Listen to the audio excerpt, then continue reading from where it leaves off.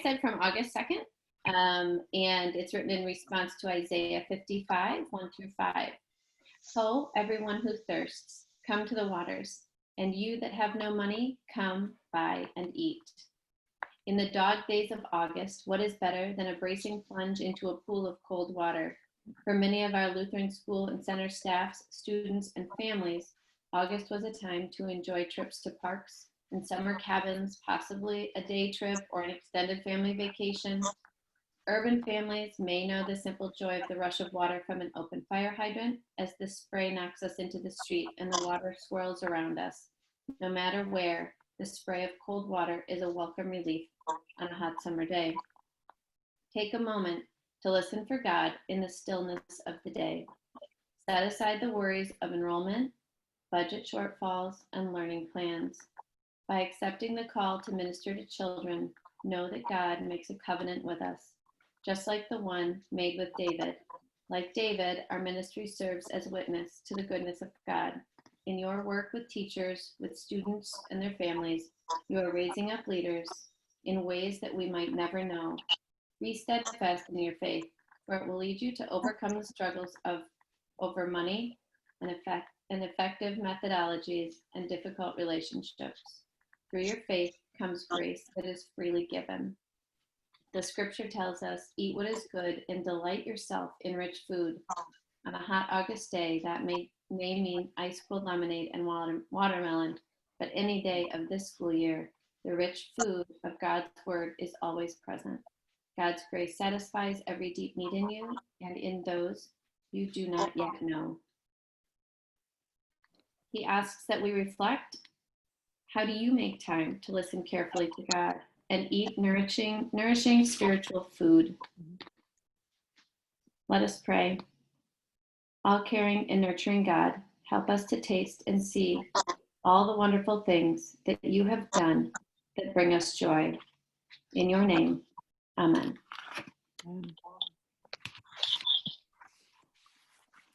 So thank you again for being here. Today we are joined by Carol Johnson, the ELCA Coordinator for Disability Ministries and Grants. Carol is also a board liaison to the ELEA, advocate for ELEA, and former teacher. Thank you for being here, Carol, and thank you for sharing your wealth of knowledge with our group. Thank you for having me. It's I got to be with you last meeting for the first time, and I've watched a couple of the videos, and it's been a joy to just watch and listen to the discernment that's happening, and so reassuring that I know that you're being prayerful and discerning together and balancing a lot of things. And so, Corey, thank you also for a scripture that reminds us to just be still, kind of be still and know, and all the chaos outside of us is not what's going to drive our decisions. I'm happy to be with you today, and my name's Carol Johnson, as she stated. I'm the coordinator, not a program director, but coordinator for Disability Ministries in particular, and I work a lot with grants, and so I'm helping the ELCA churchwide office in regards to grants. Part of our ministry is about connecting congregations and schools, about resources and methodologies or pedagogy, basically, about confirmation students, about learning disabilities, about mobility concerns. For example, sometimes the height of a table can make a difference for some students who might just have some more simple mobility concerns. And so these are some of the discussions that happen. We have granted, we raised about $2 million over a 5-year period through the campaign for ELCA. And we have funded a great deal of that, but we still have about $200,000 left. And we are paying special attention right now to the schools, because we recognize that there's a lot of crunch time, a lot of new things needing to happen with schools as you're going into virtual. And so I want to share a few good news kind of things that might be helpful for you to know about that have been made possible in the past year. And then also talk a little bit about what are your impressions? What do you see with children? Do you recognize disabilities? Maybe you don't call it disabilities. Maybe you call it specialized learning. And just kind of open up that conversation a little bit. In part of the ministry exists because we have had multiple families come to us and basically state, yes, there are problems about mobility and getting into the church, but quite honestly, the relationship between members, for those who are able-bodied, those with disabilities, is the #1 reason somebody will leave a congregation or school. And unfortunately, 70% of those who have a repetitive negative experience don't return to that congregation or school. But those who do, so 30%, if they have another repeated in another congregation or school, then 80% of them will never return to a school or church of the ELCA or religious denomination. There's just a broken trust. That's not the kind of teaching I want my child to have. They can't understand God that way as a punisher or someone, so there's some theological problems. And most of that's historical, some of the teaching that happened. But let's stay with some of the positive things. Because what I do see is a really strong sense of urgency toward belonging and equal belonging.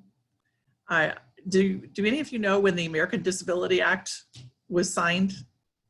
Just recently we had an anniversary. I'm just curious if anybody even knows about it.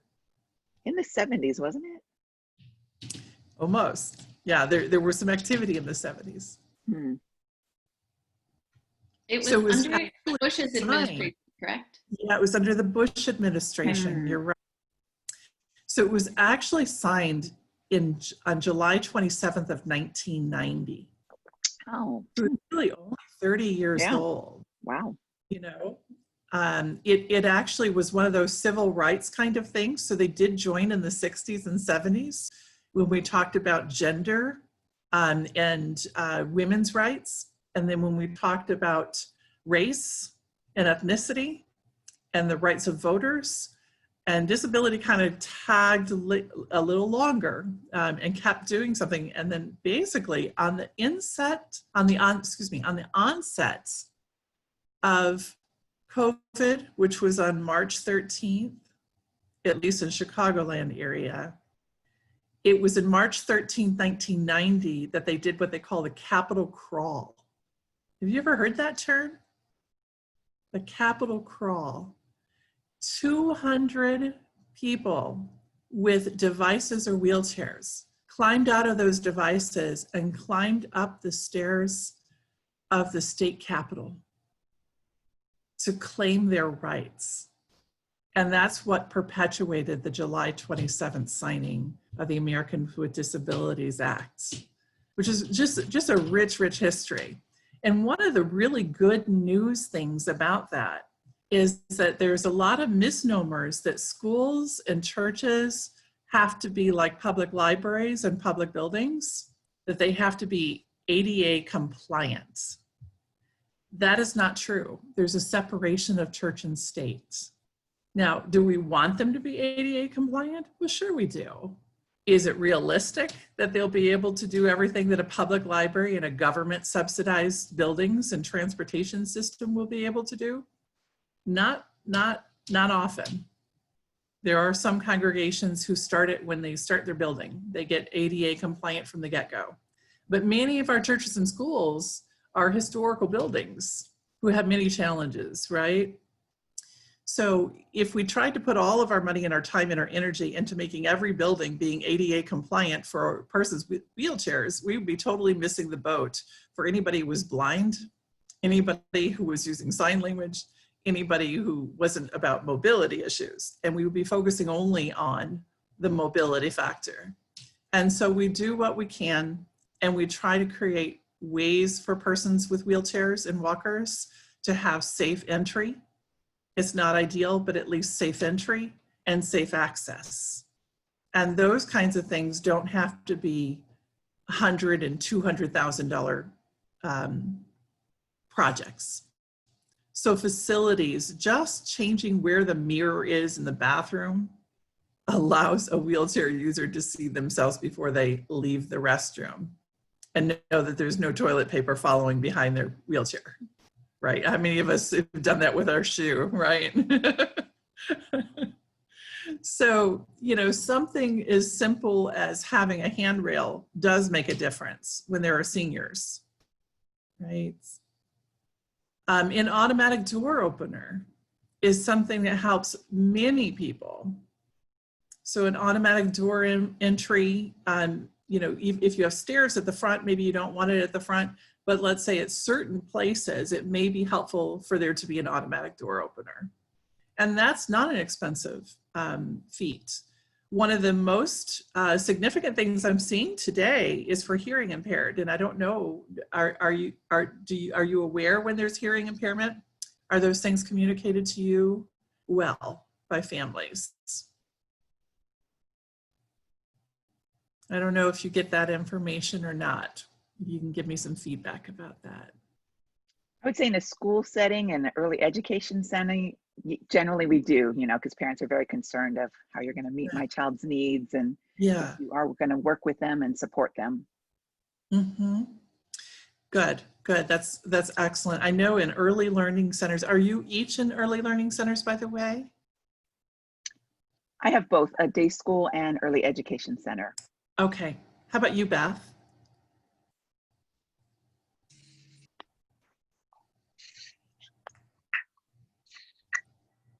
Oh, I'm sorry. Am I on? Yeah, you're on now. Yeah. Yeah. I am retired, but I would agree when I was a director that parents would communicate that their child had a need if they had trouble hearing. Yeah. Yes. Good. Excellent. Michelle, how about yourself? What kind of an environment are you? Sorry, you're muted right now. I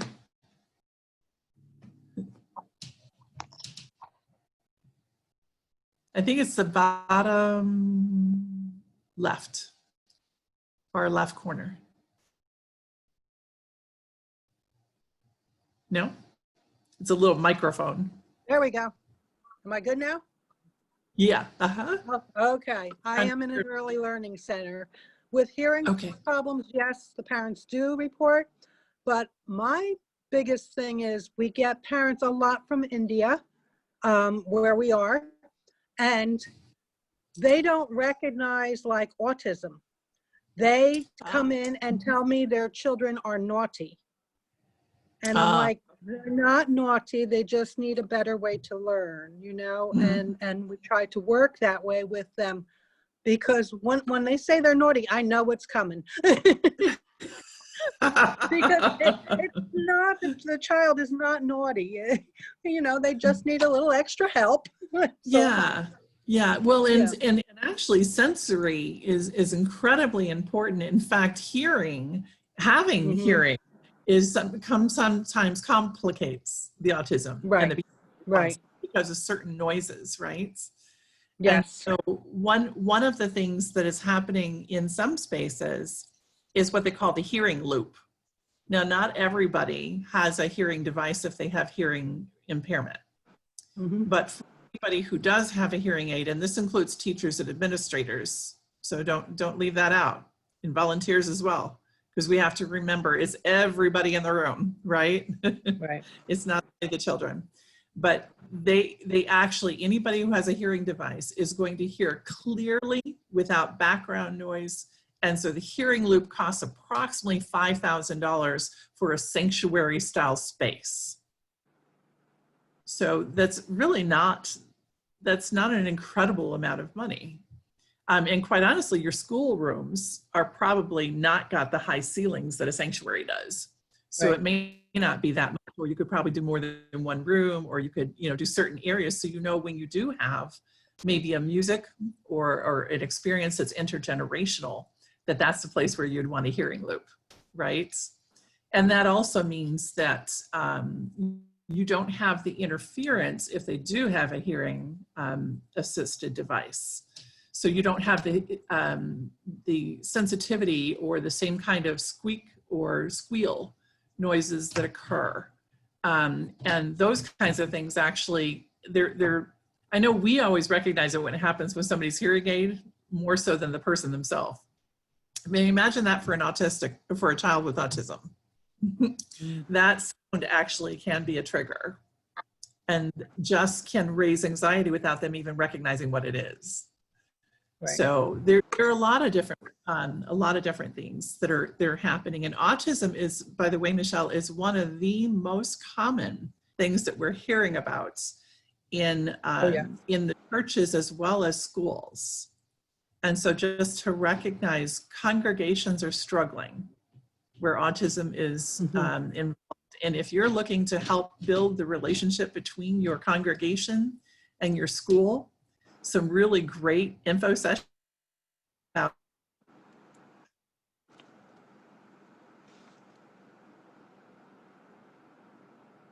things that could be used in worship, parents and for leaders in the church and for anybody who's a Sunday school teacher or a board member. There's a lot of, I'll say it, ignorance, not knowing. You know, some people just want to put them in a sensory room. Well, a sensory room's not bad if it's escalated to remove them from the situation temporarily. But ultimately, they want to be with. And so even if they're separated in a sensory room, there's still anxiety because they're separated and they feel like they've done something wrong. And so their anxiety, as I'm sure you're already aware, anxiety rises. And in autism behaviors, they rise also. And sadly, what also happens is floating anxiety. So before the child even feels anxiety, others in the congregation who are uncomfortable with what's happening, their anxiety rises. And they try to make it about something other than themselves. And that floats around, and guess where it lands? On the most vulnerable. Right. Child who feels like everything they do is wrong. Who says, I always create this kind of thing. It always happens to me. Which creates negative self-talk, which creates a situation where parents feel helpless. So let's talk a little bit about a tool that's also made available. So the ELCA has been working a lot with blindness. We actually have some cases of blind students that, not in schools, but in Sunday schools and in churches right now.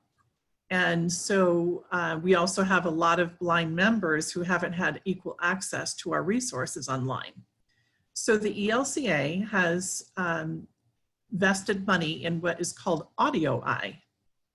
And Audio Eye is a company that works with your IT setup of your website and your learning tools to give a little fidget at the bottom right of the screen. It's a blue bubble with a white guy in it. And you just click on that, and I'm going to demonstrate it for you. And here's where it's really wonderful. It helps blindness. It helps people with low vision because you can enlarge the print, but also the contrast. So anybody who has macular degeneration, anybody who's feeling stress and can't wear glasses because of headaches, anybody who is having any kind of eye surgery, but even, you know, whether it's volunteers or teachers or students, and even grandparents, parents and grandparents, all of them can gain access to all of the ELCA websites. And I'm not going to say it was cheap, but we got like 20 websites for a year at $36,000. So if you were only doing maybe 2 websites, maybe that wouldn't be so terrible. I'm going to demo that for you right now. So I'm going to share my screen. And I'm going to go to, there we go. I actually should just share the whole thing. There we go. And I'm just going to go to the internet. And of course, I had something saved.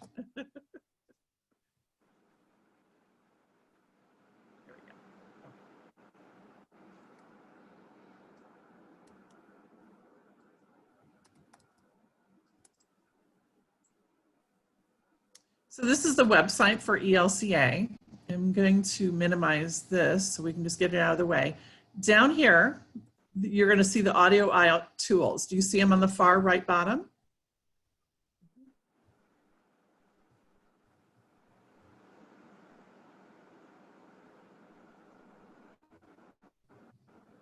And it will tell you about Audio Eye and what it represents. Close that. We can get to just the, there we go. There's the little blue guy, or the blue bubble with the white guy. So that tool allows me to turn on features down here that allows me to emphasize, to change the contrast,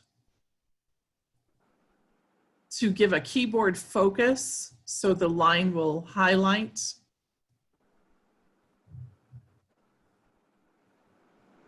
It will allow me to make colored sections. So somebody who has low vision, one of the problems they have on a website is finding what to click.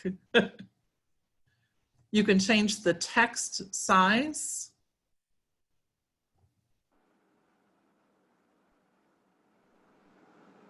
You can change the text spacing. And there's a beautiful font available.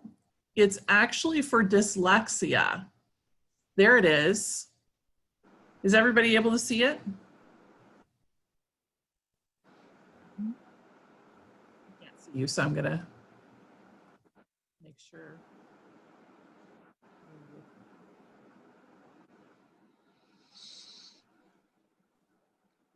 Okay, I just want to make sure, okay. The dyslexia setting actually is bottom heavy. So you're going to notice bottom and right heaviness in the weight of the text. And this grounds the word so that you move from left to right. So your eye will drift automatically from left to right at a more natural pace. And so this has been a wonderful tool with children or adults with dyslexia.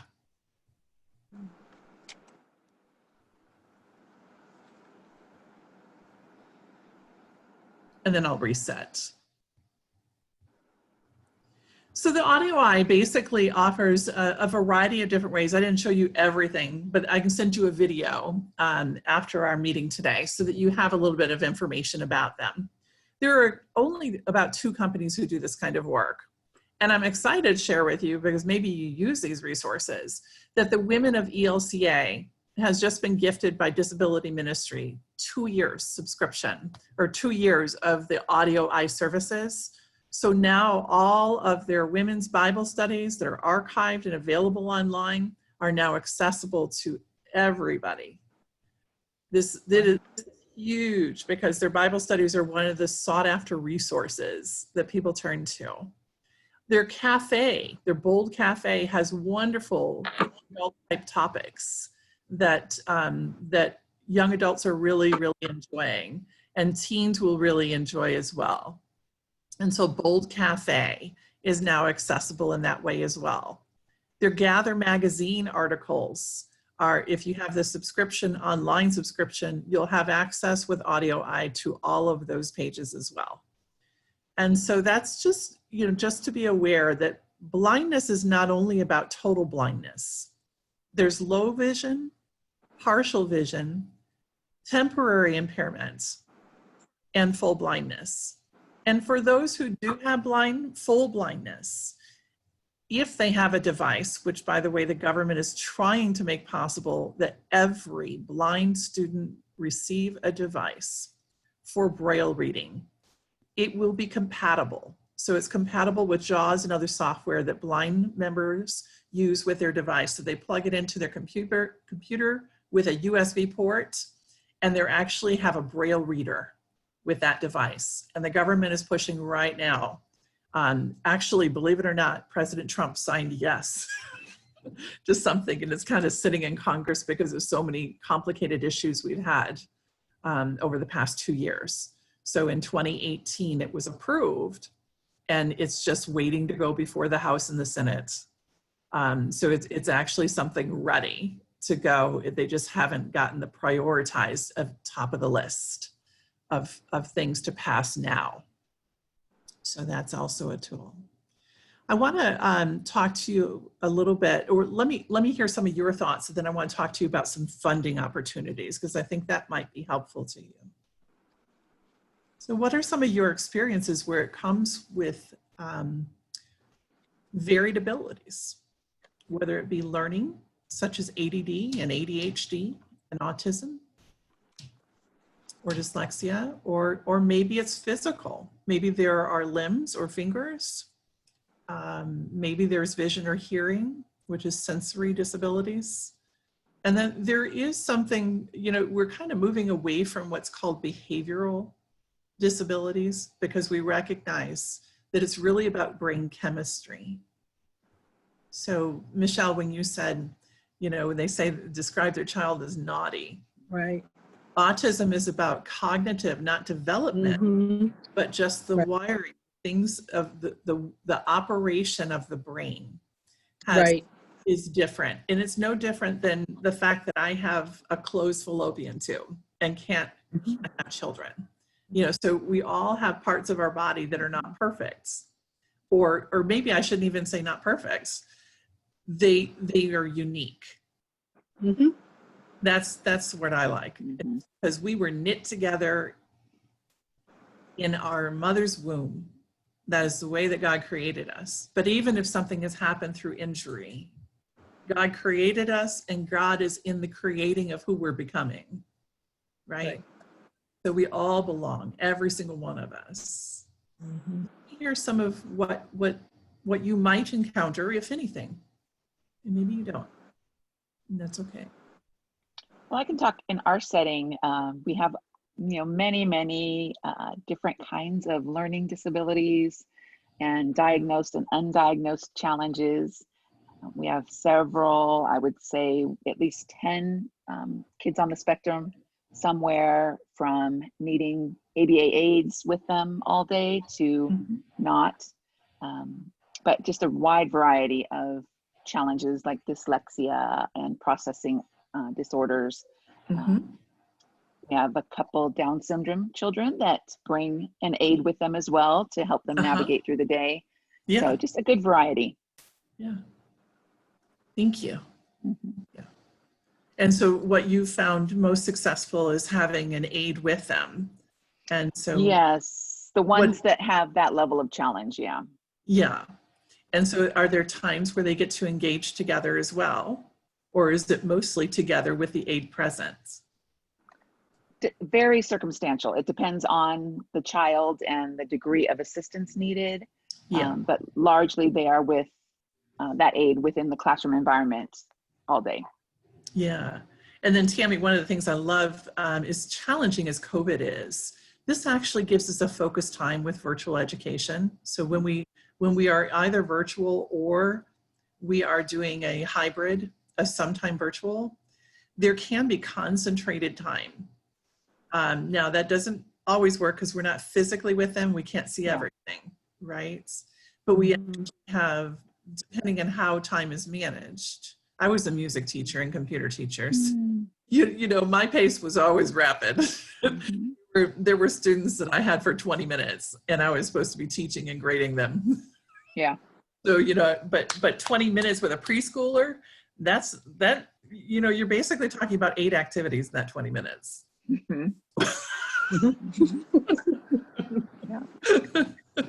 Right? How about yourself, Michelle? Between circle time and getting projects done, you're right. 20 minutes is basically the time that, you know, we allow, that we try to keep it to for circle time, because that's their attention span. Then they're done. They're ready to go on to the next thing. So we have 3 to 5 year olds. Okay. But, and they're you know, very it's not always diagnosed, but do you recognize some behaviors and patterns that make you think, you know, I wonder? Usually you can recognize within the first day of a child that has ADD or autism. You know, they're different, but we keep them with the group. They are with the group at all times. We do find sometimes that the other children, it's almost like a pecking order, and we have to work around them and get them to be friends and understand, that this is the way he plays. Well, why don't you try that? And, and things like that. Yeah. So, But those, those social skills are so incredibly important. That's what I love. Yes, they are. Yes, childhood is that those social skills, and sometimes we forget as children are developing over time, it's still about, a lot of it's about social skills. If they're socially not feeling like they're getting, they're usually not learning much because they're anxious or moody or, concerned about what somebody else is doing or thinking or afraid, whatever. It interferes with their learning. Right. And so, it's going to be very difficult this year with the new CDC guidelines too, with preschool of, keeping the masks on and keeping distance and not sharing things. And I mean, this is all the things that we've been teaching them, is sharing and playing together. And now it's like, oh, don't do that. It's like, it's going to be a different experience for everybody, the teachers and the children alike. That's for sure. Yeah.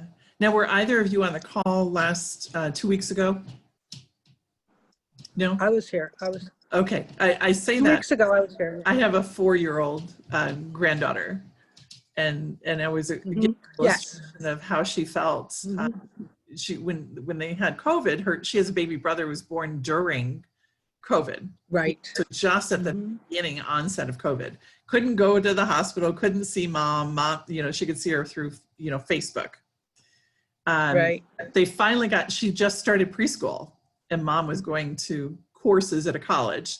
And so she had just started that maybe 2 months prior. So she's like, what do you mean I can't go to school? So the emotions she was navigating. And so I know we pretty much know it because we see it, but mental health happens with preschoolers and all children. In fact, they all adopt the pattern behaviors and our coping skills of parents and models in their life. Right. And mimic those. And so what learnings that take place in your space of managing those emotions and anxieties are really critical. Yeah. And so that is a valid concern to be raising for what we call disability ministries. So I want to take a little bit of time. I don't want to go too long. Okay. So there are some opportunities through the church-wide office in Chicago where congregations and synods and affiliates of the ELCA are able to apply for grants. And so I know you have a lot of things on your plate. And so, it might not be now, whether it is or not. I just want you to make sure you know of some of those resources and where to turn and how to get there and look at them. You don't need a major grant writer to prepare a grant for you. If you have somebody, a volunteer who's good at things like that, it wouldn't hurt, but you really want somebody within your organization who understands how your school operates. Okay, so I do see some errors where people will hire a grant writer and they'll write for a grant. And one example is we had a Spanish congregation in Puerto Rico, and they actually, all of the language was about nonprofits. So instead of saying congregation, they would say organization. Instead of community, they would say, all the terminology was just wrong. And of course, it just fell flat when it got to the grant review process because they're like, this isn't a church. So, really the most informed people, the people who are in your daily practice of being a school, whether it's virtual or not, are going to be the most informed. So I'm going to share again and show you how and where to go, both for two things. One, the Disability Ministries website, and then also a place where you can learn about grants. And then I'm going to even give you a teaser, bring you into what's called Grant Maker, so you understand how that system works and how easy it is to apply for, say, a disability ministries grant. And then to recognize, as I go through that, I'll highlight there are some grants that may be applicable to you, such as the domestic hunger grants. It's not only about food. They deal with more than just food, okay? So the domestic hunger grants are probably the largest grants that are awarded from the churchwide office that I see that could be very fitting for a school associated with a congregation, okay? So I'm gonna go here.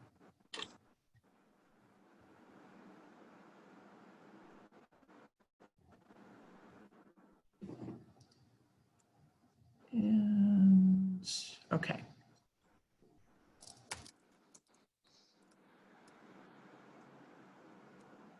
So when you go to the elca.org web address, if you do a / and type in a topic, you most likely will find what you're looking for. If you did schools, it would take you to the ELEA school listing and the ELEA website. This is the Disability Ministries website. I want you to know that there are people talking about 3 times a month about ways in which we're doing grants or things that are funded. And I publish on the calendar our Zoom calls. So on the first Tuesday of each month, there's something called Grantee Enlightenings, where people have been granted money in the past. And we read their reports to learn about what they did well, what resources we can share, what we can learn from it. On the second Monday of each month, I lead a Disability Ministries Connection just to feel supported and connect and see if there's anybody else doing something like you and you just need to brainstorm together. And then we do grant reviews, and Disability Ministries grant reviews are open to anybody except those who applied, and we're reviewing their particular grant. So it's okay for you to be on a Disability Ministry grant review call, even if your grant is not the one being reviewed. So you can hear, how does that happen? What's the conversation like? What kind of things do I need to be watching for? There are several things available on our website. You'll notice this is the audio I announcement, and there are resources available in case that's of interest to you. You can view the Disability Ministry resources, and they are broken down categorically. For deaf ministry, which by the way, we do not call disability, deaf language is, they consider this a culture versus a disability, but they are residing on our webpage. So they call, deaf community usually refers to themselves as English as a second language, because ASL is their first language. There's resources for intellectual and developmental disabilities, mental illness, or what I call mental health, visual impairment, and then other. And you'll see that we have beautiful language around disability, so you don't sound offensive when you're talking with a parent. What's the best way for me to talk about that child and their disability without offending? And then lots of our newsletters that are available.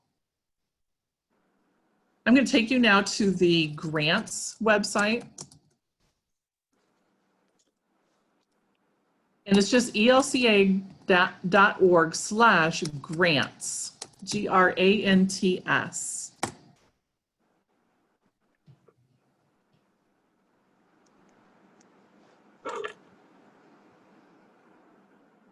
So grants are done through what we call ELCA Grant Maker. And the Grant Maker is an electronic way for you to apply for a grant online. It is available to sometimes individuals, but most often congregations, synods, affiliates, partners, and companion churches. If you wanted to do a grant, you can apply for a grant, you could register, you could upload documents to an application so that you can do a narrative if you want to, or provide an estimate. Let's say you're doing a ramp or a door, an automatic door. You can track the status of your application. You can sign the paperwork, so print it, download, print, sign, and upload those documents. You can submit reports and evaluations, and you can make edits and changes throughout the grant period. Before I go on, I just wanted to see if there's any questions about that so far. Pretty straightforward, right? Carol, can you speak to a school applying for a grant? I always want to encourage communication between church and school, but how do ministries of congregations apply for grants, and what would you encourage our school leaders to do if they see a grant that they want to apply for? Yeah. And so, you know, all of the grants are trying to honor what they call donor intent. So for example, the $2 million that was raised for disability ministries, there was a lot of marketing that happened, and donors were giving with the intent that of three major communications that we were communicating. One is that we seek to prepare leaders to be working with members with disability, but especially lift up members with disabilities as leaders themselves. So a person with a disability, the largest complaint I get in a congregation is, I'm tired of watching people do church. I'm never provided an opportunity to serve. I can't get up in the choir loft, so they won't let me sing. I can't get to the altar or the pulpit or the lectern, so I don't get to read. You know, some of these things are just about bringing a microphone to a person. And other things are, stop having stairs up to the altar so that they can help with communion serving, or move the altar down from the stairs. You know, so there are some inexpensive ways in which congregations can make changes. You might find even yourselves in a meeting space, and there might be it just hasn't been thought of. So whenever a member or someone who is active with that community lives with a disability, there tends to be a lot of assumption that they are the person to be receiving care and that they have nothing to offer. Will baptism, confirmation, and vocation tell us otherwise? God called them to be in the world. And so that's a central part of what Disability Ministries represents. God calls them to be in the world with purpose. And to praise God and to honor God, they seek to serve. And so how do we create ways for children with disabilities to participate fully, safe for everybody, but fully, to the best that we can? The second communication that we've communicated is that interrelational one. It's equipping a congregation or school with the able-bodied to relate well with members with disability. I cannot tell you how many times that a wheelchair user has approached me and stated, I gotta tell you, they did it to me again. Somebody comes up behind their chair and moves them because they think they're in the way, like they're a box. They have not engaged the person.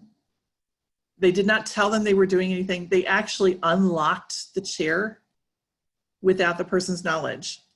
And that person, suddenly their chair is moving and they don't even know why. Oh, let me get you out of the way. Oh, I bet you were on your way to the restroom. Oh, were you heading outside? Let me help you with that. And they could be in dialogue in the middle of a conversation with another leader of the church or a family of the church. A person with disability needs to be able to be related as an equal. And so preparing members of the congregation and members of school to treat members with disability in authentic relationships, meaning valuing them and also serving and companioning. If somebody wants something or needs something and they ask for help, yes, the charitable thing to do is to help. But if they haven't asked for your help, this is what the good wheelchair user will say. Nobody gave you permission to drive.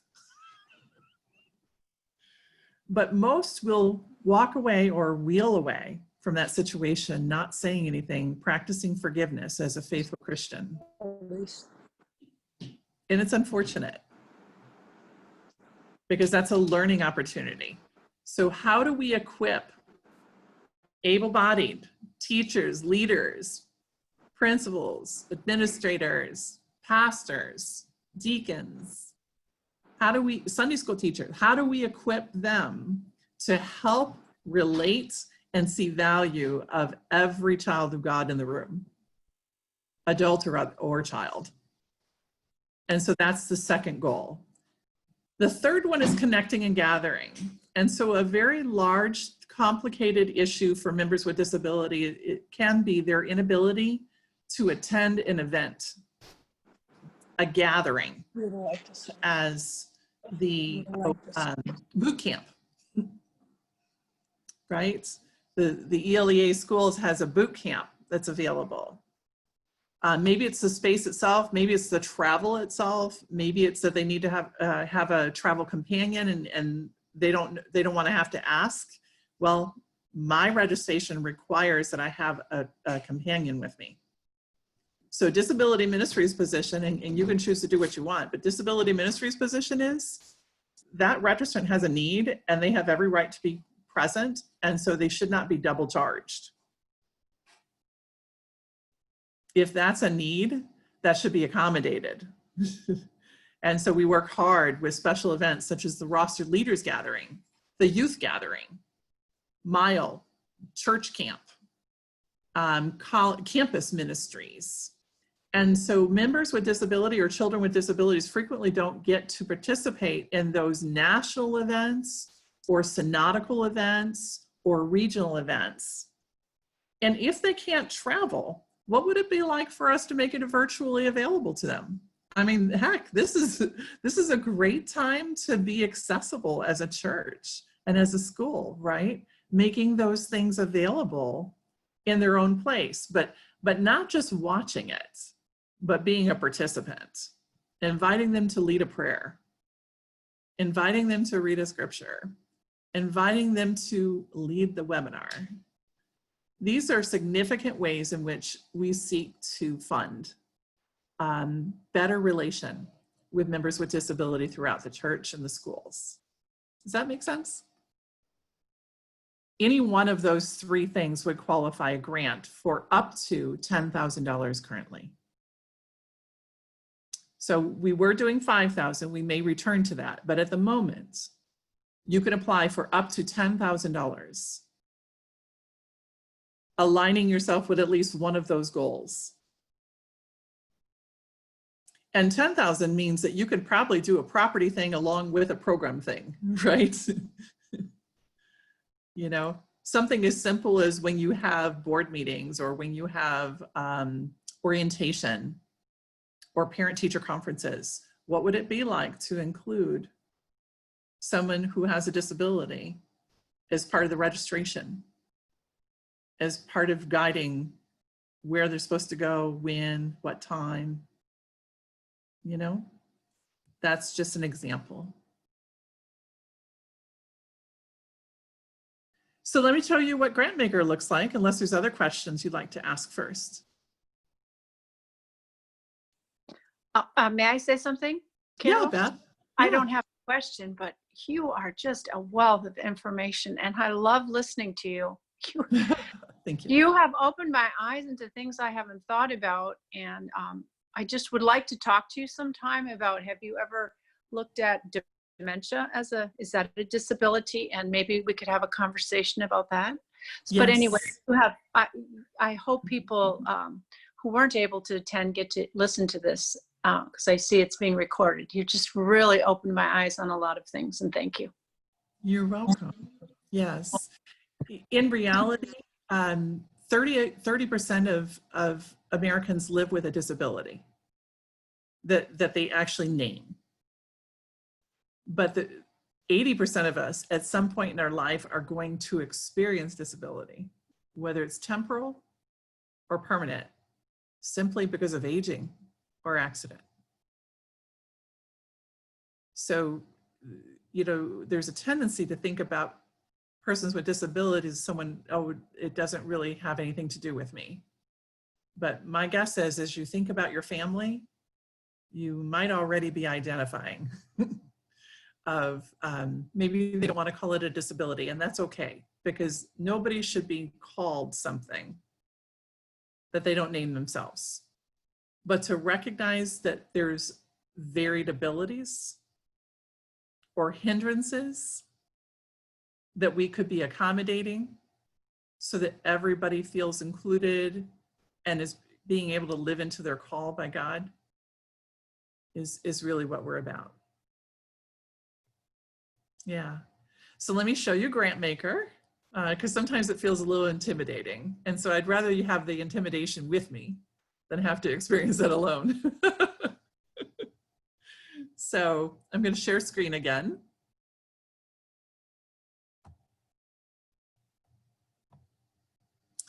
Okay, so when you're in the elca.org/grants, there are blue links, and you could just click on Grant Maker, ELCA Grant Maker, and it will take you to a registration or login page. If you have never used Grant Maker before, you will go to here, Create Account Now, on the bottom right.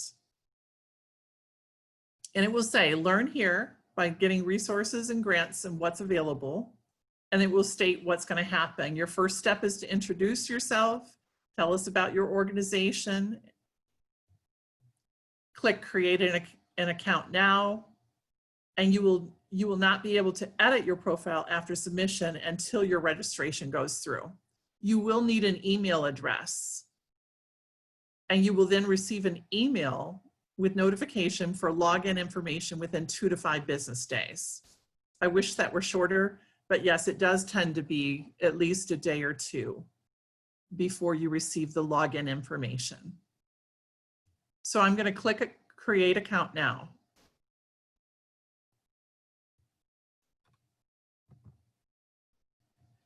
It will ask you, what grant are you registering for? And there'll be all of the grants that are available today. So it's possible you might not see something, and that's because there may be a certain time frame for you to apply, and so it's not open yet. So if you're not seeing domestic hunger right now, that's because it's not open for application yet. Disability Ministries is something that's open, it never closes. So it's always open. There's no deadline to apply unless there's a special RFP, request for proposal. And so I'm going to click on Disability Ministries as an example. How did you learn about this grant or scholarship? You can state its website, you got it through an email, Facebook or Twitter, it would be social media, a blog from the ELCA, the Synod told you about it, the congregation told you about it, a school told you about it, an event, etc. You can even do other. Are you applying as an individual or on behalf of an organization? For Disability Ministries, we do not fund individuals, and that will become more apparent later. But it's rare for us to do individual grants unless it's a scholarship for school. So are you applying, most often is organization. So whether you're a congregation, a school, a synod, you would choose organization. You would then be asked to name the organization. And I'm just going to say Trinity School.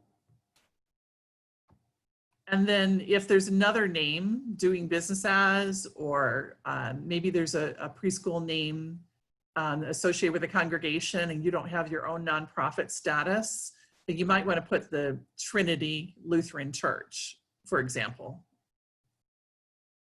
You'll put the mailing address in, the city and town,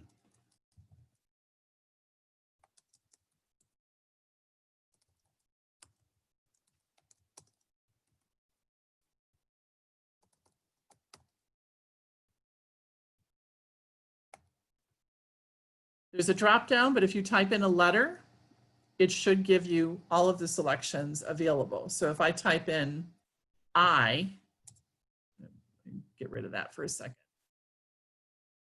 If I type in I twice, I get Illinois, 3 times Indiana, etc. And then the zip code. It's important for you to include a phone number, and you don't need a fax number.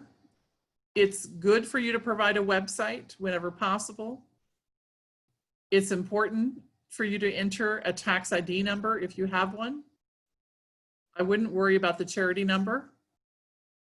If there's another address associated with the school or organization or congregation, maybe you have 2 sites, that you might want to put the one that is primary as another address, but the application itself should be the one where you are located, where the funding will happen.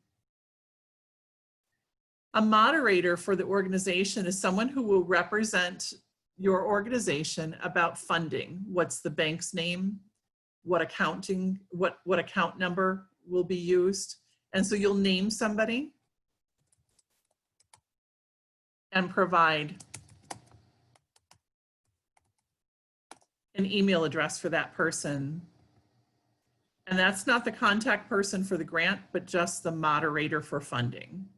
You might want that to be the treasurer, whether it's volunteer or a staff member. If you're funded through the congregation, you might want to talk with them about who that person should be if you don't have your own bank account. The personal contact information should be the primary person who's applying on behalf of the organization and the most informed. This is the registration information that's going to happen, is that person's email is going to be used here. So their first name, their last name, if they are a pastor, a deacon, etc.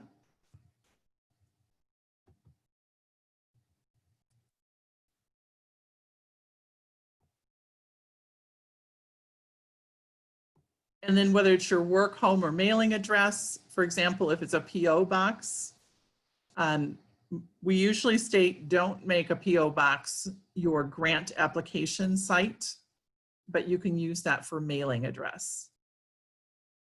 I can skip that if everything's the same.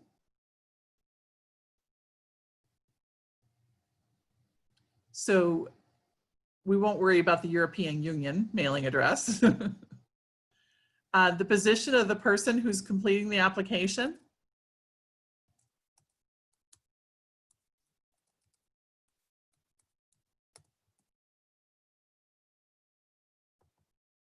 Maybe you have a coordinator or administrative assistant. The phone number.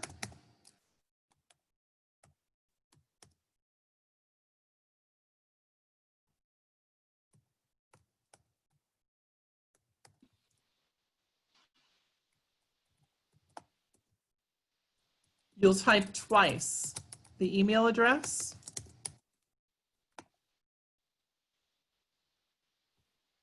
and then submit request.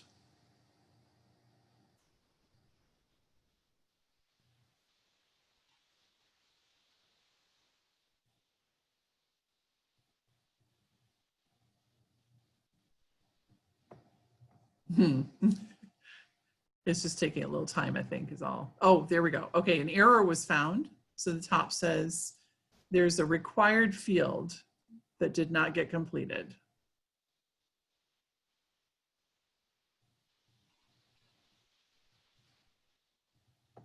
I have to choose the address type.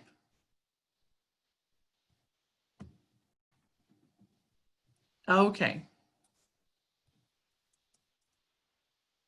And Carol, Tammy had to jump off because she had another Zoom to attend, and I know Beth and I have another Zoom to attend at 12:30. So in the interest of time, we can also put any tips that you have for registration, or if we have a screencast or something, we can put that up on the website in our resource area.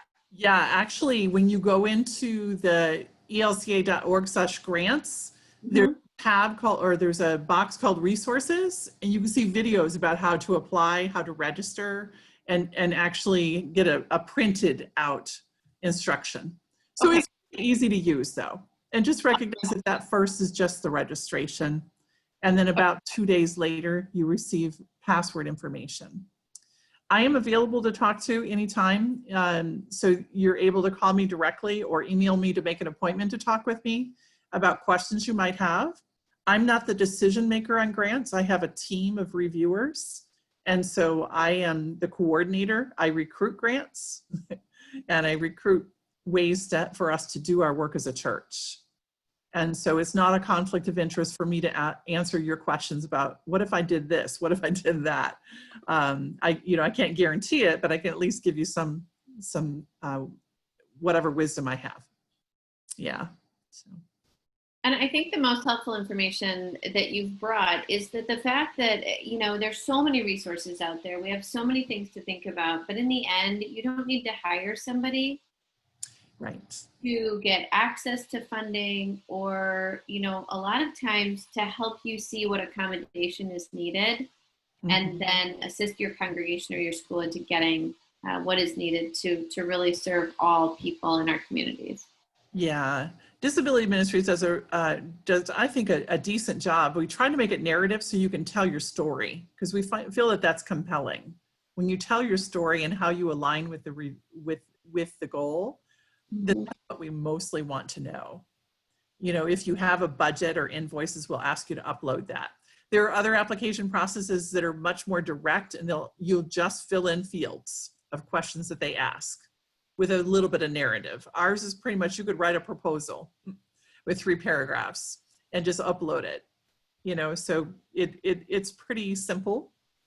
And then our reporting, we have a form, so we make it as easy as we can by having a form that you complete and the sections that are relevant and which goal you were trying to achieve.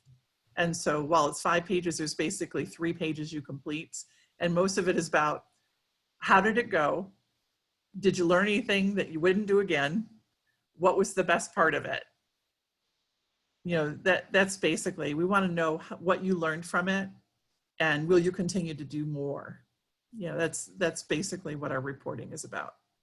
So yeah. Wonderful. Yeah. So, Michelle, do you have any other questions?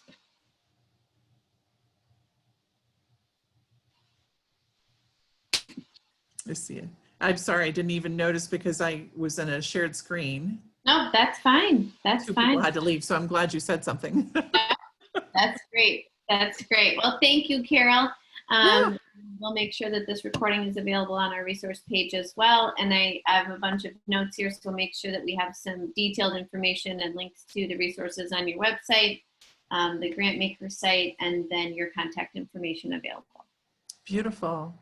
All right. The opportunity to be with you. Thank you so much.